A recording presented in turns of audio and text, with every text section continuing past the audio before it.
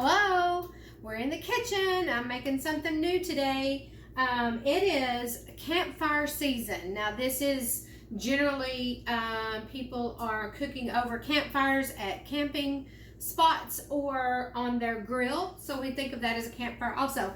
I actually do these in the oven. So I'm going to show you how I put our campfire packets together, and then these can vary. You can vary them according to your likes or dislikes. Now, I put several vegetables in ours that Mr. P will not eat, but they lend a lot of flavor to these packets. So, what you need is some heavy-duty aluminum foil. Now, I have just regular, it says heavy, but it's not the heavy duty that I like, so I double it. So, I just pulled out 4 sheets because I'm going to make 2 pouches. So, and I'm doubling, so there's 2 here and 2 here. So the first thing I'm going to do is give these a good spray. Now, this will vary according to your chicken, but I'm using 2 thawed chicken breasts. You can use bone-in. I prefer not to use bone-in. Whatever you like is good. These are thawed, so they won't take as long to cook, but you still, about the time your vegetables get done, your chicken should be done, and vice versa. Okay, so all I do is lay my chicken there, and then I'm just going to kind of assemble my vegetables around that chicken. I bought fresh corn and shucked it. You can use frozen. I've used frozen many times. So I'm a little odd about this, and I'm real geometric in my stuff. So I'm placing my corn here. Then you've got some potatoes. I found these little bitty tiny baby red potatoes. These cook with the peelings on or off, but they're so tiny and tender. Just wash those up. I'm going to put 5 of these because they are tiny in each pouch. I'm just putting that at the end of my chicken. And then I've got some bell pepper. I'm going to cut this in a little bit smaller pieces. These are really good. I'm not even a fan of cooked bell pepper myself, but these are really good for seasoning. So I'll just kind of place those over the top of my potatoes. That'll be fine. And then I'm going to put a couple of onions in here. Again, we won't eat these. I will. Mr. P won't eat these. And then I've got some carrots. Let me drain the water off. I've got some baby carrots that sat in the fridge without air for a minute. So, with too much air, so I put them in water to reconstitute them. So there you go. So from there, what I'm going to do is add some seasoning. This can be seasonings of your choice. So I'll tell you what I'm doing, and I do the whole thing. So I'm putting some smoked paprika. This will go over the whole thing. And what I find is you need to go a little heavier than you think you would on the seasoning. So I'm putting some garlic powder, some parsley for pretty looks. It tends to add a little bit of flavor, but it's not anything you're going to miss if you don't put it. And thyme. You don't need a lot of thyme, if any, and you don't even have to put it. Now, if you have a seasoning blend, if you have a Mrs. Dash that you really enjoy, by all means, use that. And then we're going to finish with some salt and pepper. These are really fun. It's a 1-plate dish. Everything you need for the meal is in this pouch. Now, here's something else that I do. So I will put about a tablespoon of butter on each, but I'm going to put part of that on the chicken and then part of that like here on the corn.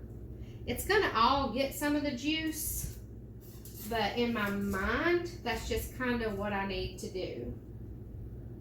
Okay. Then, what I do, now if I'm doing frozen chicken breast, I won't do this because it's going to have a lot of water in it anyway, but these are thawed. So I'm going to put an ice cube actually 2 ice cubes on the top of each. This is gonna be the moisture that helps keep your stuff moist. Okay. So then I'm going to take a piece of foil, another piece of foil, and put over the top of each, just about out of foil. And then here's how I create my pouch. So I'm just literally going to fold every side over this way. You're just going to fold, fold, fold. This is going to hold in all the lovely juices that are created in this pouch. Make sure they're folded over 2 or 3 times so they will hold in the juice. I cook mine in the oven. If I do these in the oven, I cook these on about 350. They'll take a good 30 or 40 minutes, again, depending on your oven. If you're doing these in a campfire, I don't have a lot of experience with that, but I would just imagine they're going to take about the same amount of time they would on a grill. Then I put these on a pan to go in the oven. They're going in the oven just like this, and we'll come back. I'm going to let you see how these look when they're done and when we open them. Now, throughout the cooking process, what I will do is when I think, okay, 30 minutes, I'll pull it out. Maybe unfold a little bit and check the tenderness of the potatoes or carrots, and then the doneness of the chicken, of course. If it's not done yet, I'll just gently roll it back up using my pot holder or some tongs, put it back in the oven and let it finish. But just check these periodically, and when they're done, we'll come back and I'll show you what they look like. Okay, our campfire chicken packs are done, finally.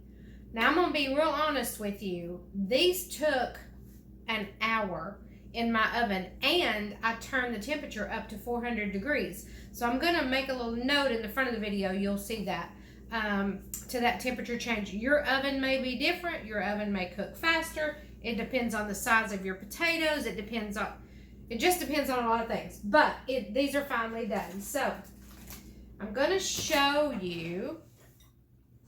Now, the best way, and you're going to see the steam rise from this, the best way, because I put this on a plate, you need a base for it, is just cut into it. Keep your hands away from the top of it, because steam burns are the worst burns ever.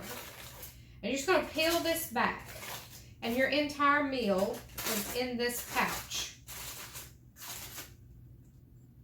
Okay, I want to show you. Can you see that? Look, how about that? That corn, that chicken, those potatoes, and all that seasoning. Now, ideally, with corn on the cob, ideally, you're going to pick that up and eat it. But I want to show you, some people don't like to eat corn on the cob that way. So I gently, and I'm using just a knife and a fork, but you can, in the juice, there's juice down in the bottom of this, and you can just cut that right off. Just cut that right off the cob. Just be careful, because this will slip on you. And you can just do that. Then you can just eat it with your fork, just like everything else. I do this. I'm doing this one for Mr. P, because I know it's just easier to eat this way. And it just kind of lands right there in all those lovely juices. So like I said again, this one cooked for about an hour, even after I turned the heat up, even after I turned the temperature up to about 400 degrees. But I'm cooking in a small oven here in the kitchen. Your oven may cook faster. All right, there we go. And then you've got all that lovely corn and chicken and carrots and potatoes. And I'll show you the chicken. So there's some seasonings there. This is really, really tender chicken. It's been cooking in all that juice with that butter. And that is delicious.